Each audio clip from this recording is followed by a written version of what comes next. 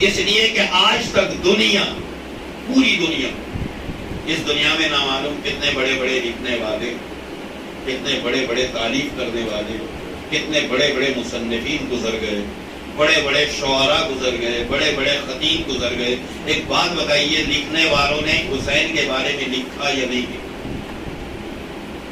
پڑھنے والوں نے امام حسین کے بارے میں پڑھا یا نہیں پڑھا؟ شاعروں نے امام حسین کے بارے میں کلام کرے یا نہیں کرے؟ تو آپ ایک جملے سر ہلا لیں، اس کا مطلب ہے کہ لکھنے والوں نے لکھا، تعریف کرنے والوں نے تعریف کیا، مصنفین نے اپنے ذہنوں سے لکھا، شاعروں نے اپنے آپ سے بیان کیا۔ جتنے بھی کائنات کے اندر لوگ ہیں، ہر ایک نے امام حسین کے بارے میں کچھ نہ کچھ کیا، مگر جس نے لکھا، کیا وہ یہ لکھ کے گیا کہ بس یہی آخری ہے، اس کے بعد حسین نہیں؟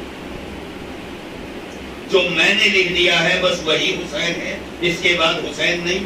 تعریف کرنے والوں نے جو کتابیں جمع کی، کیا انہوں نے یہ کہا کہ یہ آخری کتاب ہے، اب جمع ہو گئی، اس کے بعد کوئی حسین کے بارے میں مؤلف نہیں بنے گا؟ شاعروں نے کیا کلام لکھنے کے بعد یہ کہا کہ آج کی بات جو شاعری میں نے کر دی ہے، اس کے بعد کوئی شاعری نہیں کرے گا، اس کے بعد کوئی حسین بیان نہیں کر سکے گا؟ میں ایک جملہ ادا کرنا چاہتا ہوں، جتنے مصنفین ہیں ان کی کتابیں پڑھیے، بڑی بڑی کتابیں لکھی ہیں انہوں نے، ساری کتاب لکھنے کے بعد آخر میں دو جملے لکھتا ہے کہ میرے ذہن میں اتنا ہی حسین آیا تھا، اس سے زیادہ میری طاقت نہیں۔ میرے ذہن میں اتنا ہی حسین آیا تھا، اس سے زیادہ میری طاقت نہیں۔ تعریف کرنے والوں نے آخر میں لکھا ہم اتنا ہی جمع کر سکتے تھے، اس سے زیادہ ہماری طاقت نہیں۔ شاعروں نے یہی کہہ کے چھوڑ دیا ہم اتنا ہی سمجھ پائے تھے، اس سے زیادہ نہیں۔ اس کا مطلب یہ ہے کہ حسین اس سے زیادہ ہے، یہ لکھنے والوں کی کمزوری ہے کہ وہ اس سے زیادہ نہیں۔ بات سمجھ میں آ گئی؟ تو میں ایک جملے میں کہوں، یہی حال قرآن مجید کا بھی ہے۔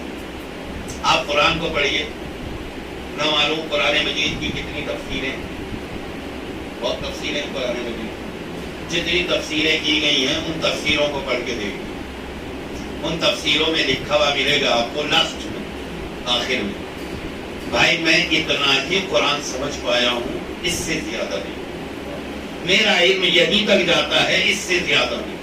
یہ لکھنے والے تفسیر کون ہیں؟ چھوٹے موٹے لوگ ہیں، ہمارے جیسے لوگ ہیں؟ نہیں، اپنے وقت کے مجتہد، اپنے وقت کے آیات اعظام، اپنے وقت کے بڑے بڑے پڑھے لکھے، بڑے بڑے اسکالر لوگ، جنہوں نے پورا دین مکمل طریقے سے پڑھنے کی کوشش کی، انہوں نے آخر میں جا کے کیا کیا؟ تفسیر قرآن۔ اب تفسیر قرآن جب اتنا پڑھا لکھا آدمی کر رہا ہے تو بھائی مکمل کر۔ تو وہ ایک ہی جملہ کہتا ہے مکمل میں نہیں کر سکتا، مکمل کرنا یا علی کا کام ہے یا نبی کا کام ہے۔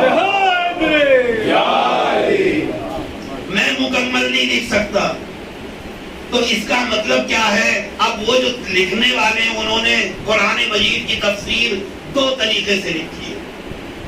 کچھ وہ آیتیں ہیں جن کی تفسیر لکھ دی، اور کچھ آیتیں ایسی ہیں جن کو آیت ہی لکھ دیا بس۔ مثلا تفسیر لکھی، ترجمہ کیا پہلے، بسم اللہ الرحمن الرحیم، ترجمہ کر دیا، شروع کرتا ہوں اللہ کے نام سے جو رحمان بھی ہے رحیم بھی ہے۔ اس کے بعد الحمدللہ رب العالمین، تمام تعریف جو بھی تعریف ہو سکتی ہے وہ اس خدا کے لیے جو عالمین کا رب ہے۔ آگے بڑھتے بڑھتے آیا غیر المغضوب علیہم ولا الضالین، یہاں تک اس نے ترجمہ کیا۔ اس کے بعد پھر دوسرا سورہ شروع ہو گیا جسے کیا کہتے ہیں؟ سورہ بقرہ۔ ابتدا کیا ہے سورہ بقرہ کی؟ الف لام میم۔ اب مفسر نے ترجمہ تک نہیں کیا، ایسے ہی لکھ دیا الف لام میم۔ بھائی ترجمہ کر، میں غلط ترجمہ کروں کیسے؟ میرے کو الف کا ترجمہ ہی نہیں پتا کہ ہوتا کیا،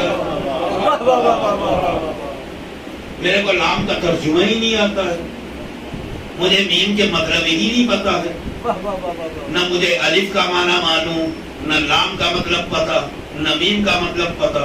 میں نے کہا عجیب انسان ہو، اتنا پڑھ لیے، الف لام میم کے معنی نہیں معلوم، کہ یہی تو بتانا چاہتا ہوں کہ الف لام میم کا ترجمہ ہم نہیں کر سکتے، یہ ترجمہ ہی کرنے کے لیے علی چاہیے۔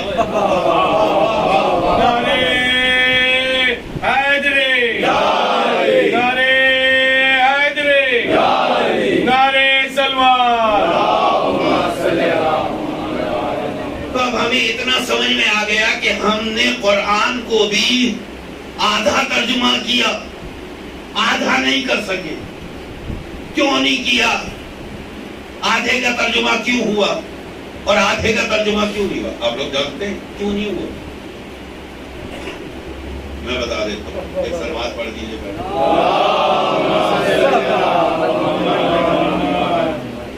آدھے قرآن کا ترجمہ ہوا اور یہ آیتیں ترجمہ نہیں ہوئی، آج تک نہیں ہوئی۔ لوگوں نے بتیری کوششیں کی، نہیں کر سکے۔ کیوں نہیں کر پا رہے ہیں؟ ایک سبب کہہ کے آگے بڑھ رہا ہوں۔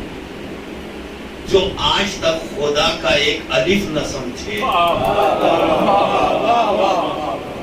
جو آج تک خدا کا لکھا ہوا ایک الف نہ سمجھے، وہ اس کی عین کیا سمجھ پائیں گے؟ ابھی الف سمجھ میں نہیں آیا کسی کے، ترجمہ ہی نہیں ہوا۔ تو میں نے کیا کہا؟ جیسے آج تک قرآن کی تفسیر نہیں، ویسے ہی آج تک حسین کی تفسیر نہیں۔ قرآن اور حسین دونوں تقریباً برابر لگتے ہیں۔ قرآن میں اگر کچھ آیتوں کا ترجمہ نہیں اور کچھ آیتوں کا ترجمہ ہے، تو کربلا میں بھی کچھ چیزیں سمجھ میں آتی ہیں، کچھ منظر سمجھ میں آتے ہیں، کچھ منظر آج تک کسی کی سمجھ میں نہیں آتے۔ بتا دوں، جیسے بسم اللہ کا ترجمہ ہو گیا، الحمدللہ کا ترجمہ ہو گیا، مگر ترجمہ نہیں ہوا کس کا؟ الف لام میم۔ کربلا میں یہ تو سمجھ میں آیا کہ عباس نے شہادت دے دی، یہ تو سمجھ میں آیا کہ علی اکبر کے نیزہ لگا، یہ تو سمجھ میں آیا کہ علی اصغر کے گلے پر تیر لگا، لیکن کیوں لگا یہ آج تک سمجھ میں نہیں آیا۔ نہیں، تھوڑا سا آگے بڑھ جاتا ہوں۔ امام حسین کو شہید کر دیا، یہ سمجھ میں آتا ہے، مگر حسین نے نیزے سے قرآن کیسے پڑھا یہ آج تک سمجھ میں نہیں آتا۔ حسین کسی کی سمجھ میں نہیں آتا۔ ایک اور پہلے سلوات پڑھ دیں۔ نہیں سمجھ میں آئے گا، کوئی نہیں سمجھ سکتا۔ جس اسلام کا لانے والی ذات کا نام ہے رسول، وہ رسول بھی اگر حسین آ جائے تو سجدے سے سر نہیں اٹھتا۔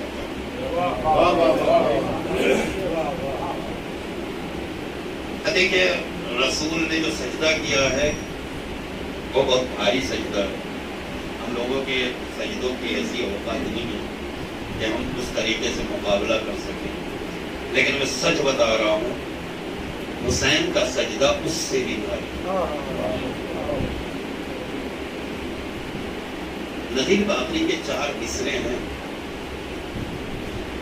اگر سمجھ میں آ جائیں۔ بتا سکے جو زمانے کو وزن صبر حسین، بتا سکے جو زمانے کو وزن صبر حسین، کسی کی فکر وہ میزان ہی بنا نہ سکے۔ بتا سکے جو زمانے کو وزن صبر حسین، کسی کی فکر وہ میزان ہی بنا نہ سکی، اور کوئی اٹھائے گا کیا سر حسین کے آگے؟ نبی کی ذات تو سجدے سے سر اٹھانا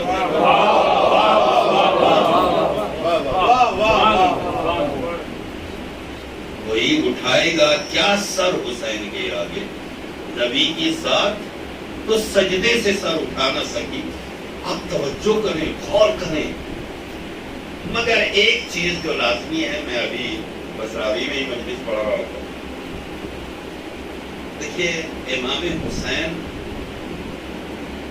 حس کرنے کی ضرورت ہے، امام حسین کو محسوس کریں۔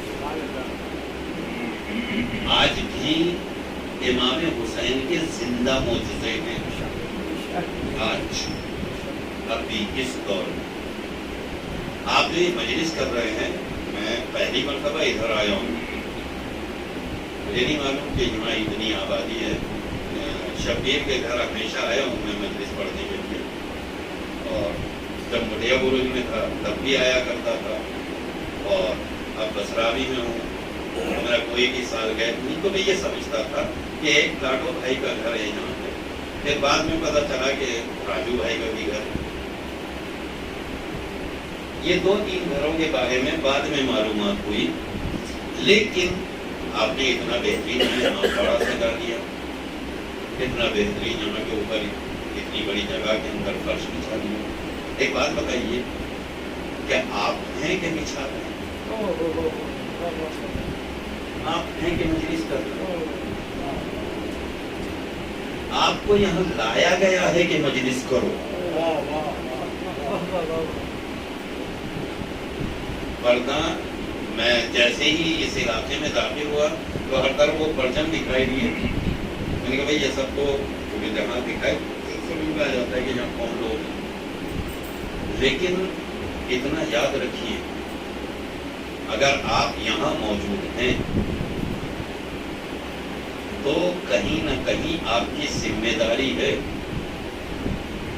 کہیں نہ کہیں آپ کے اوپر یہ لازمی ہے کہ امام حسین کا ویسا نام لے جو امام حسین چاہتے ہیں، ویسا نام نہیں جیسا میں چاہتا ہوں، چونکہ میری چاہت کی کوئی اوقات نہیں ہے۔ مقصد امام حسین اور پھر مقصد امام حسین کا، میرا مقصد امام حسین، آگے کا مقصد امام حسین کا مقصد۔ امام حسین کیوں آئے، امام حسین نے کیوں، دیکھیے یہ میں بلکہ اکثر کئی جگہ پہ میں نے کہا بھی، لوگ یہ کہتے ہیں بھائی ماں صاحب ہمارا گھر چھوٹا ہے، ہم مجلس کیسے کریں، ہمارا گھر چھوٹا ہے، ایک روم کی زندگی ہے، میں کہتا ہوں 5 آدمیوں کے ساتھ مجلس کروں، کیا فرق پڑتا ہے؟ اس لیے امام حسین نے یہ تو نہیں کہا کہ 2 لاکھ آدمی آئیں گے تبھی مجلس ہو، ایسا تو نہیں ہے، آپ گھر کے لوگ اکٹھا ہوں گے اور ایک فرش بچھا دیجیے امام حسین کے نام سے، اس لیے کہ ہمارا مقصد دنیا کو دکھانا نہیں، سیدہ کو بلانا ہے۔ ہمارا مقصد دنیا کو دکھانا نہیں، سیدہ کو بلانا ہے، اور جس گھر میں سیدہ آ جائے، جس گھر میں جناب فاطمہ زہرا قدم رکھتے ہیں، اب ایک بات بتائیے کہ اس سے زیادہ بڑا گھر کس کا ہے؟ سبحان اللہ۔ پورا جملہ کہہ دیتا ہوں، اپنے گھر کے چھوٹے ہونے کا جو ہمیں شکوہ ہے، ہمارا گھر چھوٹا ہی اس لیے ہے کہ سیدہ آئی ہے۔ جس گھر میں بیوی قدم رکھ دے، اچھا میں نے کئی مجلسوں میں عرض بھی کیا ہے، کیونکہ کربلا کی پیمائش کئی بار ہوئی، بچہ ہے جو قافلے لے کے بھی جاتے ہیں کربلا، کربلا کی کئی بار پیمائش ہوئی، اور ہمارے جیسے ملکوں نے نہیں، بڑے ملکوں نے کی، جیسے برطانیہ، بڑے بڑے وہاں کے جانکار لوگ، انہوں نے کئی بار پیمائش کرنے کے بعد کہا ہے کہ کربلا میں 8 لاکھ آدمی آ سکتے ہیں، 8 لاکھ سے زیادہ نہیں آ سکتے۔ جو اس کربلا کی زمین ہے اس کے اوپر صرف 8 لاکھ آدمی آ سکتے ہیں، 8 لاکھ سے زیادہ یہاں جگہ ہی نہیں ہے رہتی۔ 8 لاکھ آئیں گے یہ شہر بھر جائیں گے۔ اب آپ بتائیے کہ 8 لاکھ ان کا اندازہ ہے، مگر امام حسین بلاتے کتنے؟ دنیا کہتی ہے کہ 8 لاکھ سے زیادہ نہیں، اور امام حسین ایک وقت میں کئی کئی کروڑ لوگوں کو بلا لیتے ہیں۔ تو آپ کے ذہن میں کبھی بات آئی کہ جب 8 لاکھ کی جگہ ہے تو کروڑ کیسے آئے؟ جب 8 لاکھ سے زیادہ وہاں جمع نہیں ہو سکتے ہیں تو پھر یہ کروڑ آدمی اس کے اندر جمع کیسے ہو گئے؟ دیکھیں ان کا زندہ معجزہ ہے، آپ نے پرانا سنا ہے، میں تازے کی طرف توجہ دلانا چاہتا ہوں۔ ایک دن نبی سیدہ کے گھر آئے تھے، سیدہ سے ایک چادر دی تھی، چادر اتنی بڑی تھی کہ اگر پیر ڈھکے تو سر کھل جائے، سر ڈھکے تو پیر کھل جائے، یہ سیدہ کو پورا نہیں ڈھک پا رہی تھی۔ اب اس چادر کے نیچے نبی بیٹھ گئے، نبی لیٹ گئے، اتنے میں حسن آ گئے، کاماں نانا کی خوشبو آ رہی ہے، وہ بھی اسی چادر میں چلے گئے، حسین آ گئے، اماں خوشبو آ رہی ہے، حسین بھی اسی چادر میں چلے گئے، یہاں تک کہ علی بھی آ گئے، علی بھی اسی چادر میں چلے گئے، سیدہ نے کہا میں ہی رہ گئی ہوں، وہ بھی اسی چادر میں چلی گئی۔ اب تو کم سے کم سمجھ میں آنا چاہیے کہ جو سیدہ کو پوری طریقے سے نہیں ڈھک پا رہی ہے، اب وہ سیدہ بھی اسی میں آ گئی اور ڈھک گئی۔ اب اتنا ہی نہیں، جبرائیل آ گئے، وہ بھی اسی چادر میں چلے گئے۔ یعنی نبی نے اس وقت ایک زندہ معجزہ سیدہ کی چادر کا دکھایا کہ یہ دیکھنے میں جتنی چھوٹی ہے پھیلنے میں اتنی ہی بڑی ہے۔ یہی معجزہ آج کربلا میں امام حسین دکھا رہے، یہی معجزہ آج کربلا میں امام حسین دکھا رہے ہیں کہ تم لوگ دنیا والوں اندازہ لگاؤ، بتاؤ یہاں کتنے لوگ آ سکتے ہیں؟ انہوں نے کہا 8 لاکھ، کہ میں 1 کروڑ بلا کے یہی سما دیتا ہوں۔ اب دنیا حیران ہے، تعجب کر رہی ہے کہ یار اتنے لوگ وہاں کیسے جمع ہو جاتے ہیں۔ تو میں ایک منظر اور دکھاتا ہوں۔ ابھی محرم سے پہلے لوگ، حج کا مہینہ تھا، حج کرنے گئے، کعبے گئے، حج کر کے آئے۔ 30-35 لاکھ کا مجمع جاتا ہے پوری دنیا سے، 30-35 لاکھ آدمی وہاں حج کرنے کے لیے جاتے۔ جب حج سے واپس آئے تو ابھی حج کے بارے میں آپ نے سنا، 15-16 آدمی تو ہندوستان کے مرے، دوسرے ملکوں کے کتنے مرے ان کی تعداد نہیں پتا۔ وہاں سے جو حج کر کے واپس آ جاتے وہ آنے کے بعد کہتے ہیں ارے عرفات میں بڑی پرابلم ہوئی، مزدلفہ میں بڑی مشکل ہوئی، میدان میں جانے کے بعد کنکڑی مارنے میں بڑا مسئلہ ہوا، وہاں صاحب طواف کرتے میں کیا بتائیں ہم تو دم گھٹ گیا، صحیح کرنے میں بھاگنے کی جگہ نہیں مل رہی تھی، ٹھیک ہے نا۔ اس کے بعد ایک چیز ہے جو وہاں چومی جاتی ہے، ہر مسلمان جا کے چومتا ہے، وہ ہے کعبے میں لگا ہوا حجر اسود۔ ہر آدمی آ کے کہتا ہے وہاں صاحب چومنے کی جگہ ہی نہیں ملی، کسی نے ادھر سے کونی ماری، کسی نے ادھر سے دابا، کسی نے ایسا کر دیا، کسی نے ایسا کر دیا، میں نہیں چوم سکا۔ حج میں زیادہ تر جانے والے کہیں نہ کہیں شکایت لے کے آتے ہیں، جبکہ وہاں جانے والوں کے لیے جگہ کافی ہے، پھر بھی مجمع کم جاتا ہے اور اس کے بعد بھی شکایت کرتا ہوا آتا ہے۔ کربلا میں جگہ کم ہے، 8 لاکھ آدمیوں کی جگہ ہے، مگر وہاں جاتے 1 کروڑ ہے۔ وہاں سے آنے والا کہتا ہے پتہ نہیں کھانا کیسے مل گئی۔ وہاں صاحب میرے اندر تو چلنے کی طاقت نہیں تھی، مگر میں نجف سے کربلا پیدل آ گیا۔ ابھی زندہ ہیں لوگ، میں جن سے آپ سے تصدیق کروا سکتا ہوں کہ ان میں ذرا سی بھی چلنے کی طاقت نہیں، مگر وہ مشی کر کے 80-90 کلومیٹر پیدل چل کے آ گئے۔ مجھے پتہ ہی نہیں چلا میں کیسے آ گیا۔ میں ایک جملہ کہنا چاہتا ہوں، چلے نہیں تھے، کوئی چلوا رہا، آ گئے۔ اس کے بعد کوئی شکایت نہیں مل رہی ہے۔ اب ایک شکایت تو ہونی چاہیے، وہاں زری تو 10-12 نہیں ہے، زری تو ایک ہی ہے۔ 35 لاکھ کے مجمع میں حجر اسود کوئی چوم نہیں پا رہا، نہیں چوم پا رہے، پرابلم ہے۔ میں خود گیا تھا 2009 میں، بڑی مشکل سے پہنچا تھا وہاں تک، حجر اسود تک۔ وہ بھی بس ہلکا سا ہاتھ لگا اور لوگوں نے دھکیل کے دوسری طرف گئی. ٹھیک, مگر میں تو جوان تھا, میرے اندر اس وقت طاقت تھی. ٹھیک, مگر جو کربلا جا رہے ہیں وہ سارے طاقتور تو نہیں ہیں, ان میں بوڑھے بھی ہیں, 80 سال کا بوڑھا, 90 سال کا بوڑھا. اب یہ بوڑھا آدمی جب واپس آتا ہے تو آنے کے بعد کہتا ہے وہاں سب پتہ ہی نہیں چلا, جب میں زری پہ گیا تو یوں ہی چلا گیا. بھائی 1 کروڑ کا مجمع تھا, ہر ٹائم زری بزی ہے, تم وہاں کیسے پہنچ گئے؟ کا پتہ نہیں, بس میں جیسے ہی گیا اور بالکل سامنے زری تھی, میں تو پکڑ کے کھڑا ہو گیا. تم پکڑ کے کھڑے نہیں ہوئے, کسی نے وہاں لے جا کے کھڑا کیا تھا تب پکڑی. بات سمجھ میں آ رہی ہے؟ اب اس کے بعد مکے میں کھانے کی پرابلم, کھانے کی مشکل, ہوٹلوں میں کھانا نہیں مل رہا, دکانوں پہ روٹی نہیں مل رہی, بڑی مشکل ہوتی ہے. کربلا میں 1 کروڑ ہے, جگہ 8 لاکھ کی ہے, آدمی 1 کروڑ ہے. میں 1 کروڑ کہہ رہا ہوں, حالانکہ اس سے زیادہ ہوتے. 1 کروڑ ہے. اب 1 کروڑ آدمیوں کو روٹی تو چاہیے یا نہیں چاہیے؟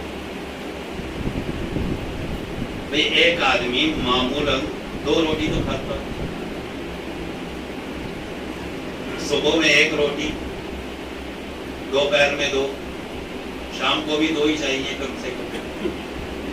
یعنی ایک آدمی کو پر ڈے کتنی روٹی چاہیے؟ 5. ٹھیک ہے نا, 5 روٹی. اب آپ اندازہ لگائیے کہ 1 کروڑ آدمی ہے, ہر آدمی کو 5 روٹی چاہیے. 5 کروڑ روٹی بنانے کے لیے ٹائم کتنا چاہیے؟ آپ یوں نہیں کہ میں گیا تھا بس کھا کے آ گیا, نہیں, وہ 5 کروڑ روٹی بنانے کے لیے ٹائم چاہیے یا نہیں چاہیے؟ کیا ایک تندور میں اتنی طاقت ہے کہ روزانہ 10 لاکھ روٹی بنائے؟ کروڑ کی بات ہونی ہے. ایک تندور کے اندر میرے سمجھ میں نہیں آتا, جب بھی آپ غور کریں گے سمجھ میں نہیں آئے گا, میری بھی سمجھ میں نہیں آتا آخر اتنی روٹی ایک دن میں بن کیسے رہی ہوئی. شاید دنیا والے نہ سمجھ پائیں, پروردگار آواز دیتا ہوگا تم آؤ, کھانے کا انتظام ہم کرائیں گے. ایک دن میں اتنی روٹیاں بھی بن جا رہی ہیں, سب ہو جا رہا, مگر ایک آخری جملے تک لے آؤ. وہاں 35 لاکھ 40 لاکھ مگر پریشانی ہی پریشانی. یہاں 1 کروڑ مگر پرابلم نہیں, مشکل نہیں ہو رہی ہے. سوال ہے کہ وہاں مشکل کیوں, یہاں مشکل کیوں نہیں؟ وہاں پریشانیاں کیوں, یہاں پریشانی کیوں نہیں؟ وہاں آدمی کو تکلیف کیوں, یہاں تکلیف کیوں نہیں؟ جبکہ وہاں لوگ کم ہیں, یہاں مجمع زیادہ ہے, یہاں تکلیف زیادہ ہونی چاہیے تھی مگر یہاں تکلیف نہیں, وہاں تکلیف نہیں ہونی چاہیے تھی مگر وہاں تکلیف ہے. تو میں ایک جملے میں جواب دے رہا ہوں, مکے میں نظام حکومت کے ہاتھ میں ہے.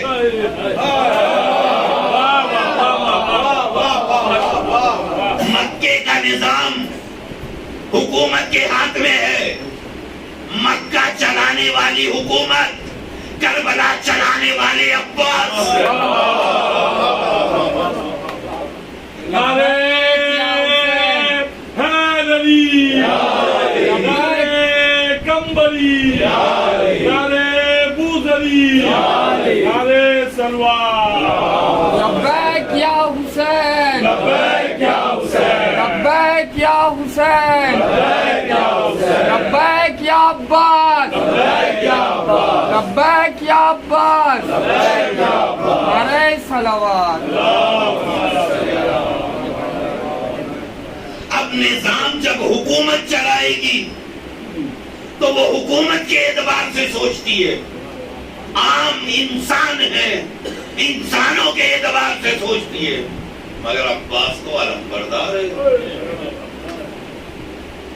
جب وہ نظام چلائے گا تو پھر مجال ہے کہ کسی کو پریشانی ہو جائے.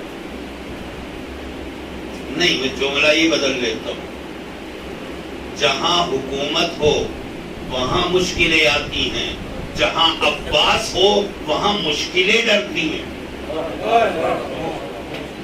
عباس ہے، مشکل آئے کیسے؟ عباس ہے، پرابلم آئے کیسے؟ میں سچی جملہ ادا کر کے بات کو آخری مرحلے میں داخل کر دیتا ہوں، کیونکہ زیادہ زحمت دینا مقصد نہیں ہوتا، بات سمجھ میں آ جائے اتنا کافی۔ 6 محرم تھی، 6 محرم، جب عمر سعد نے مصر سعد کو ایک خط لکھا، بتاؤ کربلا میں حسین کے خیمے کتنے ہیں؟ تمہیں حسین کے خیموں کی تعداد لکھنا ہے، لکھ کے بتاؤ کہ کتنے ہیں۔ عمر سعد کا جواب مصر سعد نے لکھا کہ کربلا میں ہمارے پاس اتنی فوج ہے، اتنا لشکر ہے، اتنی تلواریں ہیں، اتنے تیر ہیں، اتنے گھوڑے ہیں، اتنا یہ ہے، اتنا فلاں ہے، ہم بس ایک بار جنگ شروع ہوگی منٹوں میں جنگ جیت لیں گے۔ جب آپ واپس گیا، اس نے غصے میں خط لکھا، میں نے تم سے یہ نہیں پوچھا کہ فوج کتنی، میں نے تم سے پوچھا ہے کہ حسین کے خیمے کتنے ہیں۔ اس نے پھر وہی لکھا کہ ہم نے پانی بند کر دیا ہے، ہم نے فلاں یہ کر دیا ہے، ہم نے ایسے گراؤ ڈال دیا ہے، یہاں سے مورچہ تھام لیا ہے۔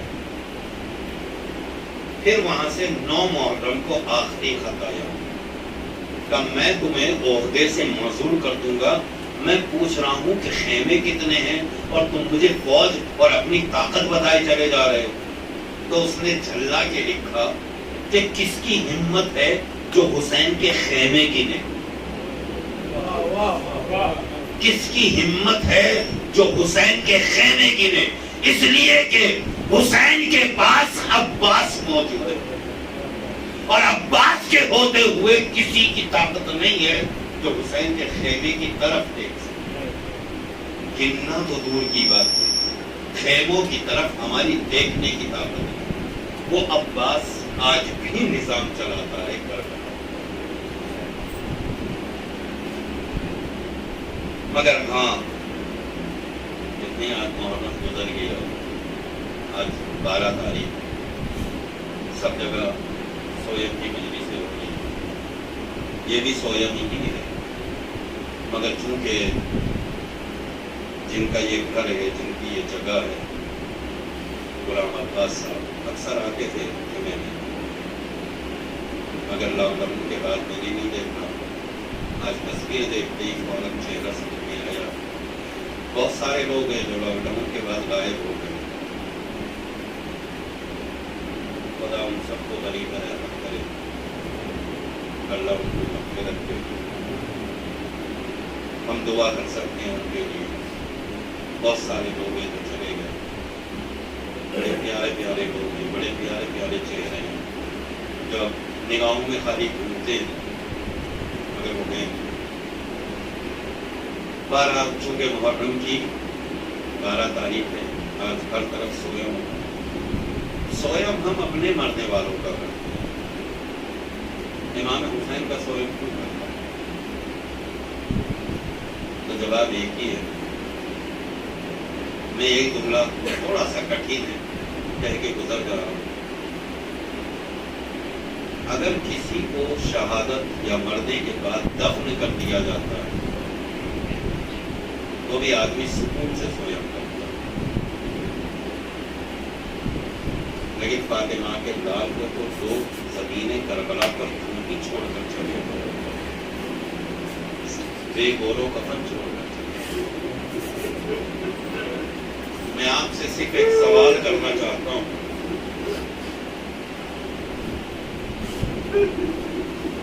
اگر کسی کے باپ کا انتقال ہو، باپ کا انتقال ہو اور اس کے بیٹے کو اسی وقت پولیس آ کے پکڑے، تو کیا ہمارا سماج اسے پکڑنے دے گا؟ ہمارا معاشرہ اسے گرفتار کرنے دے گا؟ ہمارے معاشرہ پورا کا پورا کھڑا ہو جائے گا اور ایک ہی بات کہے گا، باپ مر گیا ہے، اسے دفنا لینے دو، اس کے بعد لے جاؤ۔ جناب زینب نے کربلا میں یہی تو جملہ کہا، کیا تم میں کوئی مسلمان نہیں ہے؟ میرا بھائی ذبح ہو رہا ہے،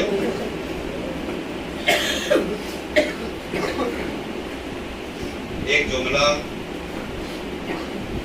توجہ کے ساتھ، لیکن مسائل صرف احساس ہے۔ میں نے جو تاریخ اور روایت پڑھی ہے، امام حسین جس جگہ شہید ہوئے، سین سے زمین پہ آئے اس جگہ میں، اور جہاں سر تن سے جدا ہوا اس جگہ میں کم سے کم 12 میٹر کا فاصلہ ہے۔ حسین گھوڑے سے گرے یہاں، اور حسین کا سر تن سے جدا ہوا وہاں۔ سوال ہے کہ یہاں سے وہاں تک حسین پہنچے کیسے؟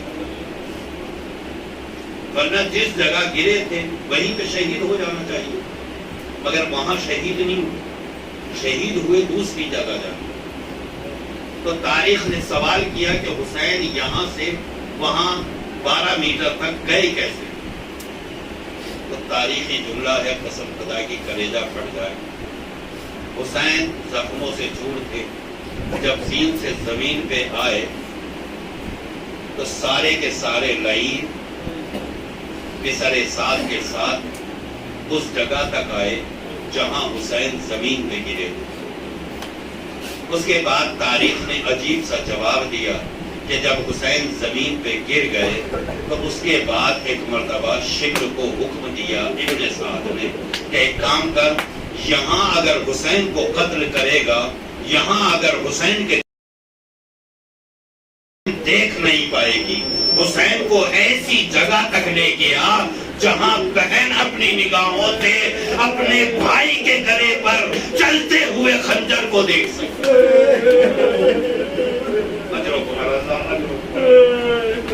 خدا کسی غم میں نہ رلائے سوائے غم سید شہداء کے، لہذا تو حسین کو وہاں تک لے گیا جہاں سے زینب کھڑے ہو کے اپنے بھائی کو دیکھ سکے۔ اب جب ابن سعد نے یہ حکم دیا تو کیا وہ لوگ حسین کو یوں اٹھا کے لائے؟ تاریخ نے پھر عجیب سا جملہ لکھا ہے، قسم خدا کی کلیجہ پھٹ جائے جو جملہ تاریخ بیان کرتی ہے۔ کہتی ہے کہ شمر نے ایک مرتبہ حسین کے زلفوں میں ہاتھ ڈالا، ہاتھ ڈالنے کے بعد حسین کو کھینچنا شروع کیا۔ حسین تیروں پر معلق تھے، اور پھر اس جگہ تک لے کر آیا جہاں سے بہن اپنے بھائی کے گلے پر چلتے ہوئے خنجر کو دیکھ سکے۔ اور جب وہاں لے آیا ایک مرتبہ شمر کو حکم دیا کہ اب تو حسین کے سر و تل میں جدائی کر۔ یہی وہ موقع ہے جہاں سے جناب زینب یہ منظر دیکھ رہی تھی۔ قلعہ زینبیہ پہ کھڑی ہوئی زینب نے جب یہ منظر دیکھا کہ شمر خنجر لے کے آگے بڑھ رہا ہے تو پسر سعد کو ہی متوجہ کر کے کہا تھا، اے عمر سعد، تو کھڑا ہوا دیکھ رہا ہے اور میرا بھائی ذبح ہو رہا ہے، کیا تم میں کوئی مسلمان نہیں ہے؟ تو تاریخ نے لکھا ہے کہ عمر سعد نے منہ گھمایا اور گھمانے کے بعد شمر سے کہا کہ حسین کا کام تمام کر۔ ایک مرتبہ شمر آگے بڑھا، آگے بڑھنے کے بعد پہلے حسین کو پیروں سے روندا، اس کے بعد حسین کے سینے پر سوار ہوا، اس کے بعد ریش مبارک کو ایک ہاتھ سے پکڑا، پکڑنے کے بعد گردن کو اوپر کی طرف اٹھایا، اٹھانے کے بعد خنجر چلانا شروع کیا۔ بہن یہ منظر دیکھ رہی تھی، لہذا نجف کے رک کر کے آواز دی، بابا یہ میرا بھائی نانا، آپ پر ملائکہ نے نماز پڑھی۔ شمر کہتا ہے کہ میں نے بس آخری جملے، شمر کہتا ہے کہ میں نے میں پہلے درمیان میں ایک اہمیت بیان کر دوں. دیکھیں آج بھی ایران کے اندر یہ طریقہ ہے کہ جتنے بھی آیات اعظام ہیں، آیات اعظام مجتہدین کرام، ان کے یہاں عاشور کے دن جتنے بھی خطیب ہیں وہ سب ان کے دفتروں میں جاتے ہیں. خطیب جتنے بھی ہیں پڑھنے والے مجلس، وہ سارے کے سارے آیت اللہ کے دفتروں میں جاتے ہیں اور جانے کے بعد ایسے ہی بیٹھ کے 5 منٹ کے مسائل پڑھتے ہیں. آیت اللہ وہیں بیٹھتے ہیں، کریا کرتے ہیں. یہ ذاکر اٹھ کے جاتا ہے، دوسرا ذاکر آ جاتا ہے، پھر وہ پڑھتا ہے، پھر تیسرا آئے گا. اسی طریقے سے صبح سے شام تک روز عاشور ہر دفتر کے اندر ذاکرین آتے ہیں اور خطاب کرتے ہیں، مسائل بھی پڑھتے ہیں. اسی دن عاشور کے دن آئے مرشی نجفی، جن کا نام آپ لوگوں نے سنا ہے. ان کے دفتر میں بھی ایک خطیب آیا. آنے کے بعد اس نے مجلس پڑھی، 5 منٹ کے مسائل پڑھے. جب اٹھ کے چلنے لگا تو آغائے مرشی نے اسے آواز دی. آواز دینے کے بعد کہتے ہیں بھائی تم نے بہت اچھے مسائل پڑھے، تم نے بہترین مجلس پڑھی. ایک کام کرو، میں نے 40 سال پوری رات عبادت کی، میں وہ 40 سال کی عبادت تجھے دیتا ہوں، یہ 5 منٹ کی مجلس مجھے دے دو. اب آپ کی سمجھ میں آ رہا ہے کہ کون ہے امام حسین. اب آپ کی سمجھ میں آ رہا ہے کہ کس کے گلے پہ خنجر چل رہا ہے. اب آپ کی سمجھ میں آ رہا ہے کہ شبل کیا کہہ رہا ہے. میں نے 12 ضربوں سے حسین کے گلے کو، اب 12 ضربے جب اس نے لگائی تو پھر اسی کا بیان ہے کہ جب میں نے پہلا خنجر مارا تو حسین نے آواز دی نانا یا رسول اللہ. دوسرا خنجر چلایا تو پھر آواز دی بابا علی مرتضی. تیسری بار چلایا تو آواز دی بھیا حسن مصطفیٰ. چوتھی مرتبہ چلایا آواز دی اماں فاطمہ زہرا. اس کے بعد جب بھی خنجر مارا ایک ہی آواز آئی، اے میرے ابا، اے میرے قوت بازو، اے میرے بھائی ابا. جب تک تو موجود تھا کوئی حسین کی طرح آنکھ نہیں اٹھا سکتا تھا. اے عباس تیرے بعد اب یہ عالم ہے کہ ظالم کا خنجر ہے، حسین کی پشت ہے ظالم. سیارم الذین ظلموا ایہم ينقلبون سبحان اللہ اجمعین. انا للہ و انا الیہ راجعون. الہی بحق الزہراء پروردگار بحق محمد و آل محمد ہماری اس مختصر سی عطا کو قبول فرما. الہی حاضرین کی مرادوں کو پروردگار بے روزگاروں کو روزگار عطا، باروزگار کے روزگار کی ترقی. اے میرے معبود جو مقروض ہیں ان کے قرضوں کو عطا، جو بیمار ہیں انہیں شفائے کاملہ عاجلہ. الہی کچھ لوگ ہیں جو بیمار ہیں، التماس سے دعا کی ان لوگوں نے. الہی ان سب کو صحت و سلامتی عطا، عزاداروں کی دعاؤں کو شامل حال فرما. پروردگار آج بھی اس مجلس عزا کے صدقے میں اور اس سے پہلے جتنی بھی عزاداری یہاں کے اوپر برگزار ہوئی ہے، پروردگار اس کے توفیق میں غلام عباس رضوی، سید غلام حسین رضوی کے درجات میں بلندی عطا کرے. الہی اپنی جوار رحمت میں جگہ عطا کرے. اے میرے معبود ہمارے جس گھر کے اندر یہ مجلس ہو رہی ہے، جتنی بھی یہاں عزاداری برگزار ہوئی ہے، یہاں اس وقت موجود ہے ہمارے زین العابدین بھائی. پروردگار انہیں، ان کے گھر والوں کو، ان کے عزیزوں کو، ان کے رشتہ داروں کو الہی صحت و سلامتی عطا کر دے. جتنی بھی عزائے حسین برگزار کی ہے اسے قبول فرما دے. الہی اس کے اجر میں، رزق میں وسعت عطا کر دے، کاروبار میں ترقی عنایت کر دے. میرے معبود اس گھر سے، اس گھر والوں سے تمام تر آفات ارضی و سماوی کو دور فرما دے. دینی اور دنیاوی مشکلات کو حل فرما. پروردگار اس سے بہتر انداز میں عزا برگزار کر کے بیوی کی بارگاہ میں ہدیے کی توفیق عطا فرمائے. اے میرے معبود ہماری اس عزاداری کو امام کی رضایت کا سبب قرار دے. پروردگار ان کے ظہور میں تعجیل فرما، ہمیں ان کے ناصرین میں شمار فرما. ماتم